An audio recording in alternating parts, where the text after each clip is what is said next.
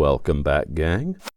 In this tutorial, we'll look at keyword repetition, one of the most important strategies we can use to make our writing coherent. Now, you might be skeptical about anything called repetition, so I'm going to provide several different examples from a variety of genres.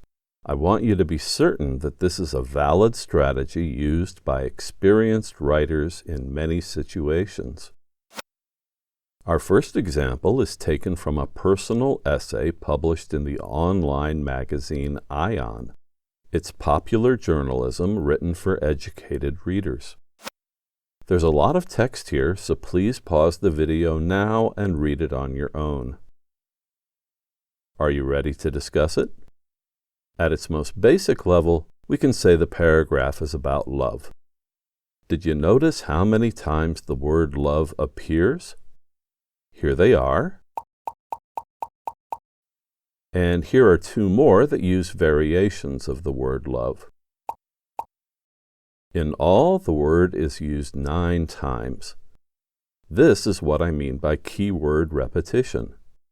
A keyword is any word or phrase that names one of the most important ideas in a passage. And you can see that this one is repeated throughout the paragraph, from beginning to end. The benefit of repeating a keyword so many times is that doing so reminds the reader what the passage is about. As writers, we usually know exactly what a passage is about. We might assume that what's obvious to us is obvious to our readers, but that's often not the case. Readers don't know in advance what the next sentence will be about. Being as explicit as possible helps them to follow the way our ideas are developing. Even if the focus of the passage stays the same, readers want to be told that it stays the same. That's what we mean by coherence, helping our readers to see how all the pieces are related. As I said at the beginning of the tutorial, you might be skeptical about this. I'm sure that somewhere in your development as a writer, someone has told you to avoid repetition. They might have told you that it's boring or unimaginative. If English isn't your first language, your instructors might have told you that it's important to impress your audience with the breadth of your vocabulary. And there's a lot of truth there. But as with every guideline, there are important exceptions. Notice that I'm not discussing repetition in general. If a word doesn't name an idea that's central to your passage, then you should think twice before repeating it.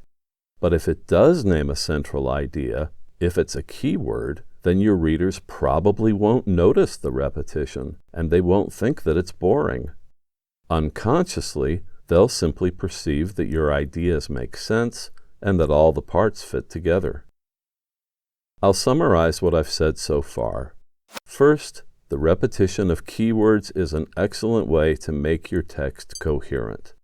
Second, experienced writers repeat keywords often, more often than you probably realize. Look again at the text on the screen. In theory, 9 repetitions in such a short paragraph might seem like a lot. In practice, it doesn't feel that way. Readers will appreciate the clarity that the repetition brings to the text. Let's turn to a new example. This paragraph was taken from a book written by a social psychologist for an educated audience. It's not really academic, but it has more of an academic feeling than ordinary journalism. Again, please pause the video and read the passage on your own. If I asked you to identify the subject of the paragraph, you'd probably say something about the immune system. The fact that you can do so easily has a lot to do with keyword repetition.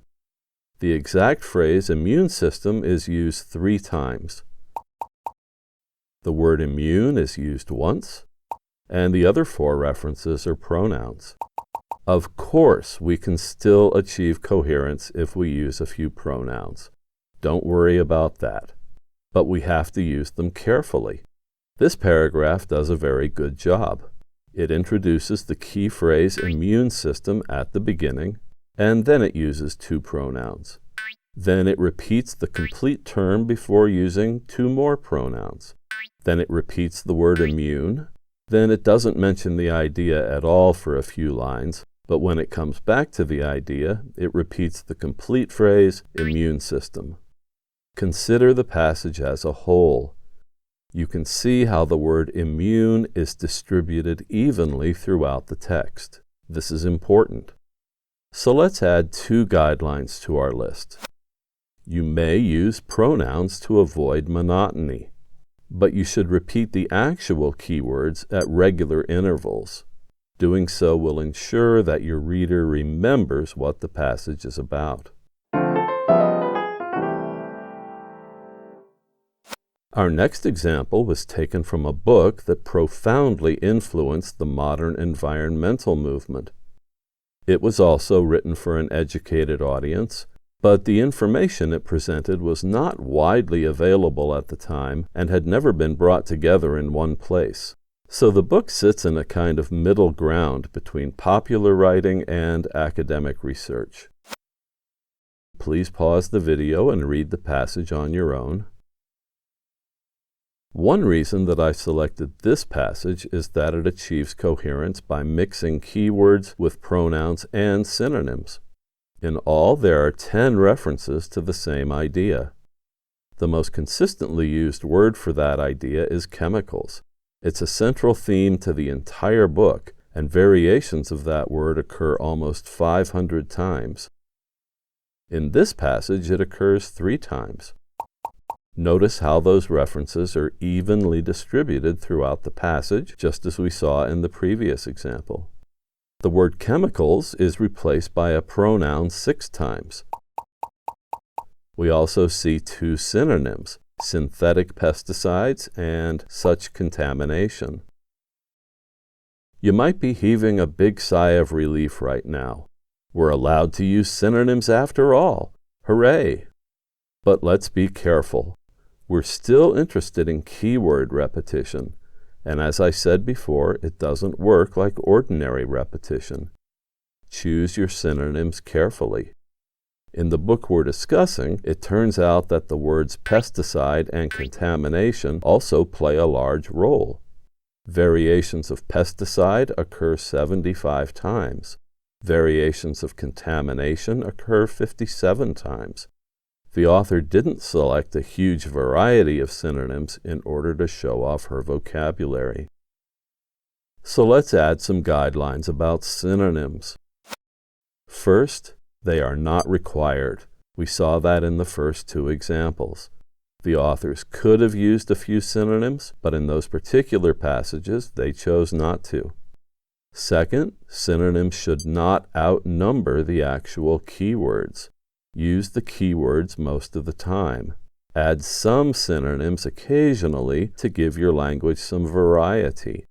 Third, the number of synonyms should be limited.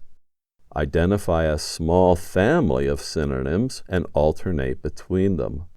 Depending on your audience and the length of your project, 1 or 2 or possibly 3 synonyms should be enough. Their meaning should be very close. Your reader should never wonder if you're suddenly changing the topic.